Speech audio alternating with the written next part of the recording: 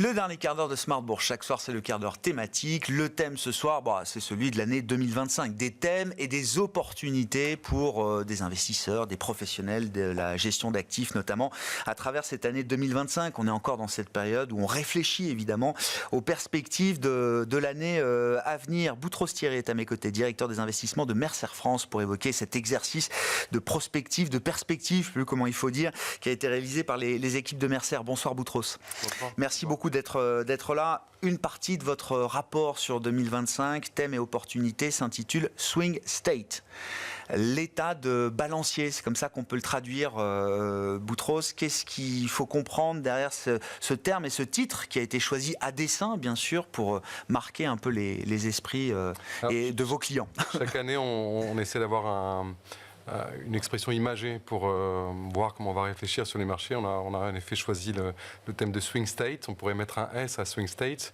Bien entendu, derrière tout ça, il y a la mention aux États pivots aux États-Unis qui ont été, comme toujours, mais peut-être encore plus l'année dernière, importants dans le basculement. Vous le disiez, Grégoire, un basculement entre Kamala Harris et Donald Trump. L'élection s'est jouée à 135 000 voix apparemment.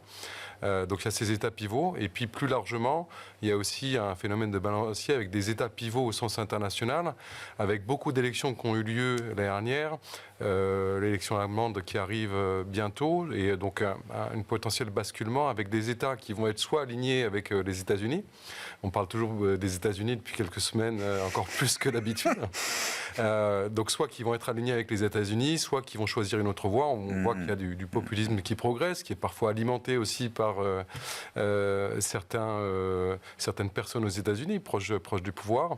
Donc il y a aussi ce balancier-là. Et puis pour finir sur ces États pivots, il y a beaucoup de pivots devant nous.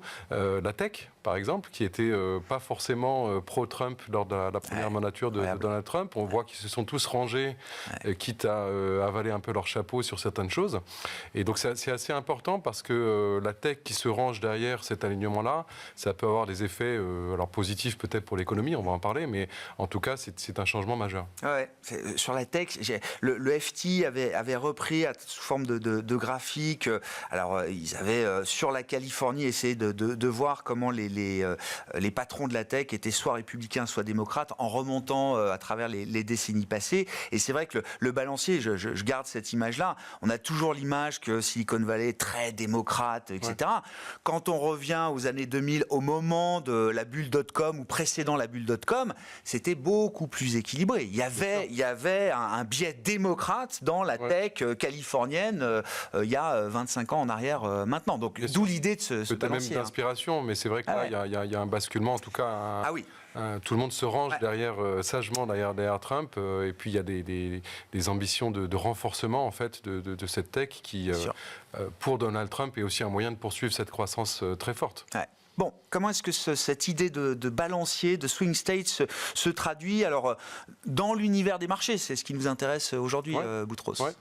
Donc derrière ces considérations géopolitiques, politiques, bien entendu, il y a des impacts économiques avec cette même question de basculement. C'est-à-dire qu'on est sur des points de rupture sur beaucoup de critères où c'est très difficile en fait de savoir de quel côté on va tomber. Ouais. On est sur des choses assez binaires en fait. Et assez binaires, exactement. Ouais. Et des choses qui sont interconnectées. Donc on peut prendre quelques exemples. On a parlé de la tech, donc l'IA a été le plus gros pourvoyeur de croissance pour les fameux 7 magnifiques, mais aussi le reste du marché sur les 4 dernières années. Donald Trump veut encore appuyer. Il y a eu des annonces de plans de 500 milliards qui étaient déjà prévus avant. On le sait, mais en tout cas, c'est un renforcement clair et net par rapport à ce qu'on vient de dire sur la tech. Il y a des points de basculement de savoir est-ce qu'on va continuer dans cette tendance-là ou pas. Et puis on en parlera sur des conséquences encore plus précises sur les choix de portefeuille. Ah oui. Deuxième basculement potentiel, c'est la volonté de protectionnisme de la nouvelle administration avec l'impact sur l'inflation. Là aussi, il n'y a pas forcément de consensus de marché. Est-ce que ça va avoir un impact inflationniste? On a regardé les derniers chiffres du point de vue des consommateurs, là encore aujourd'hui, qui ont une crainte forte de l'inflation. D'un point de vue des entreprises, elles sont plutôt positives sur ce que ça pourrait apporter, mais on sait qu'il y a une crainte crainte forte d'inflationnisme. Et on le disait encore, vous avez l'honneur de nous inviter depuis plusieurs années. Oui, on se voit depuis. On parlait déjà de potentiel de repricing de l'inflation. En fait, régime inflationniste différent, etc.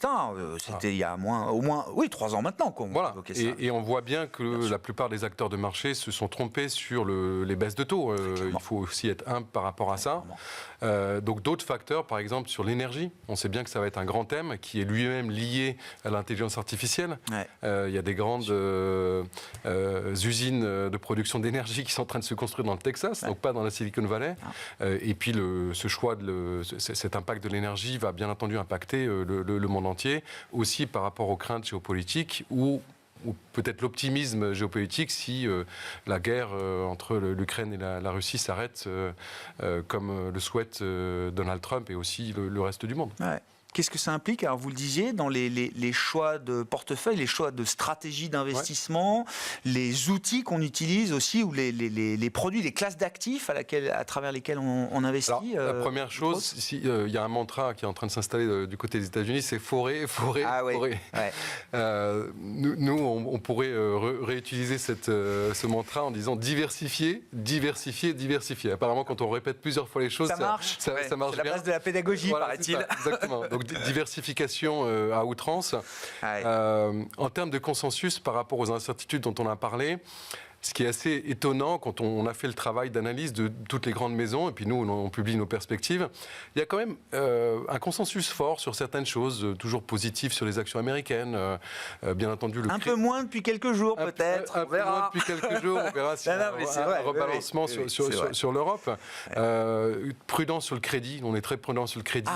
Notamment crédit à yield, à part peut-être le high yield asiatique qui a encore des poches de... Spread trop serré, vous dites là aujourd'hui? Beaucoup trop serré. Et même le portage doit... Le portage est là, mais le portage, est-ce qu'il couvre le risque et le risque prix? En tout cas, il y a des valorisations qui sont tout à fait fortes. Donc, il y a un consensus fort sur les actions, sur une baisse des taux, mais on l'a vu, ce ne sera pas aussi simple.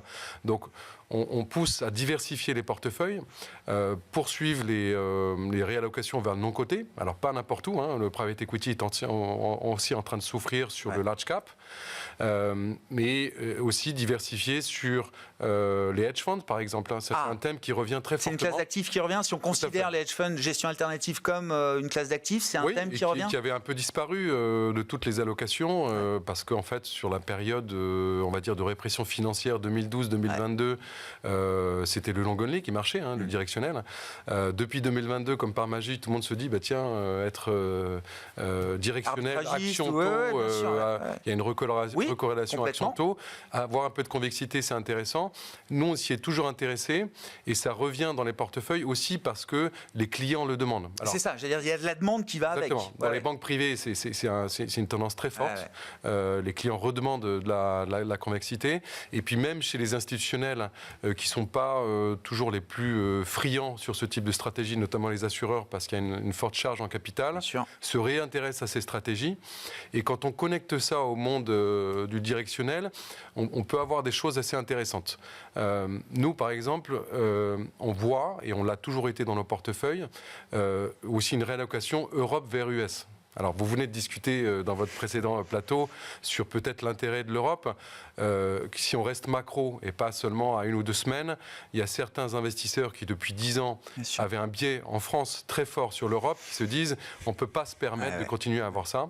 Donc, ils réallouent plutôt sur les États-Unis ou en tout cas les actions internationales. On parle d'horizons différents, des investisseurs qui ont des horizons très longs, des assureurs, il y a eu des annonces, prennent des décisions au rythme de leurs horizons de temps. Donc, c'est pas effectivement... Il y a eu des assureurs connus français, des gros assureurs qui ont décidé sur du coup des gros portefeuilles de plusieurs milliards, pas de tout mettre sur les États-Unis, il reste diversifié aussi, mais de réallouer. Et donc quand on réalloue, la question se pose de savoir comment on le fait. Est-ce qu'on fait de la gestion passive ?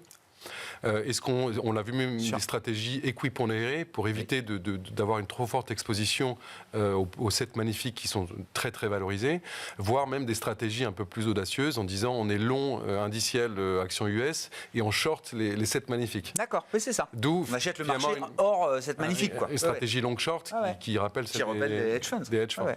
Nous on a toujours été très diversifiés plus alloués, même sur nos plans d'épargne retraite français, sur l'international, et ça a plutôt bien marché. Il nous reste 2 minutes pour évoquer, alors, toujours cette idée de balancier ou de basculement, comme vous dites, sur le plan industriel. Vous regardez beaucoup aussi les tendances industrielles chez Mercer, les tendances de l'industrie de la gestion d'actifs. Oui. Les conséquences sont assez claires et sont sous nos yeux, là. Sont sous nos yeux, le début de l'année le prouve. Des fusions, acquisitions entre petits acteurs et aussi entre gros acteurs. Natixis, Generali, on a aussi cette semaine un protocole de fusion. Leur logique est souvent interne, en fait. C'est de dire, à 300-500 milliards, on est trop petit. Il y a une grosse pression réglementaire. Dans une certaine partie du club, c'est pas faux, oui. Voilà, c'est ça, c'est vrai. Maintenant, il faut être à 1000 milliards, en fait, même beaucoup plus. Donc il y a des phénomènes de synergie et de baisse des coûts, et puis de proposer des gestions qui sont moins chères.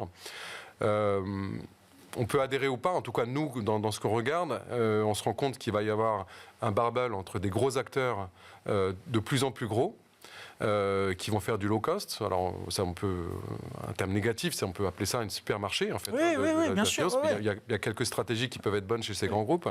Et puis des acteurs qui seront petits, qui seront obligés de se spécialiser à outrance et être extrêmement bons sur leurs quelques stratégies. L'expertise et la spécialisation, ça aussi, on en a beaucoup parlé ces dernières années. C'est déjà une tendance, effectivement. Alors là, il y a des grands mécanos qui se mettent en place, AXA, BNP, Generali, Natixis et d'autres à suivre peut-être, mais il y a déjà, ces tendances-là étaient déjà inscrites. Ces tendances étaient fortes, et en tout cas, comme ça s'accélère, nous, on va suivre de plus en plus et faire attention quand on investit sur un gérant, sur cette capacité à aussi trouver de nouvelles idées, parce que quand il y a des fusions, il y a aussi de la casse en termes de performance, de gérants qui partent. Et donc, pour les investisseurs finaux, il va aussi falloir diversifier les gérants. Voilà, et aller chercher de nouvelles idées, peut-être plus originales, dans un monde qui aura... Par construction, c'est ce qu'on anticipe, moins de gérants spécialistes, parce que tous ne pourront pas tenir. Non. Bon. Ces idées de basculement, merci beaucoup d'être venu nous en parler. C'est le thème que vous avez choisi pour 2025. Alors, il y avait une année, c'était le thème de la métamorphose. C'est ça, l'an dernier, qui se poursuit. Il y avait la métamorphose, et puis il y avait aussi des tendances fortes de diversification par le passé. Ça ne s'arrête pas à la fin de l'année. C'est des thèmes qui sont censés se prolonger dans le temps, bien sûr. On a des vues à court terme, et on a aussi des vues à 3, 5 ou 10 ans dans l'industrie. Parce que quand on investit, il faut aussi mettre en place des gouvernances qui vont être résilientes sur une longue période. Voilà. Merci beaucoup à Boutros Thierry qui venait évoquer donc ce thème du swing state pour 2025, directeur des investissements de Mercer France.